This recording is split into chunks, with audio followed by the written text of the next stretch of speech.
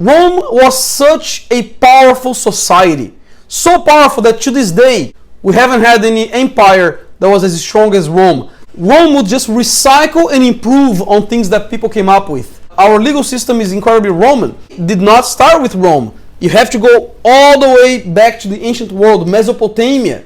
The first legal codes came from there.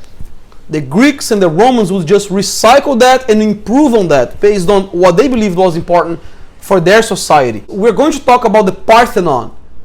You as a citizen, you as a soldier, you as a slave, a female, as a male, you would have a different god.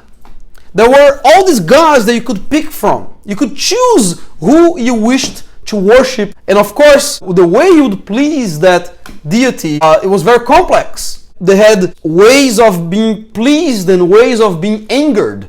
There were obviously spiritual leaders, oracles, priests, who would teach citizens how to properly worship a certain god or goddess.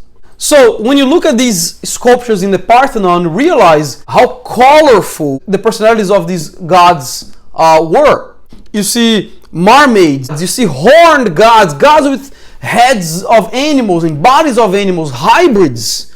And that is because in the Roman and the Greek understanding of the spiritual world, those gods could hybridize. They could have children with each other, creatures that were either beautiful or incredibly disturbing. And so finally we have a very important piece of information. Whenever we look at Roman art and we put them up on this pedestal, we judge Romans as the brightest people in the West. And whenever you go to a museum such as the British Museum, where they show sculptures from the ancient world, artwork from Mesopotamia, Egypt, and then eventually Greece, then you realize that the reason why Roman art was so powerful is because they went back to the ancient world and copied them. And once they copied slavishly, observing, studying every detail to be able to absorb every single piece of knowledge that they could possibly suck away from Greece, from Egypt, from Mesopotamia, and then bring it back to Rome and turn it into something Roman, improving on what others have already done, improving on the greatness of others.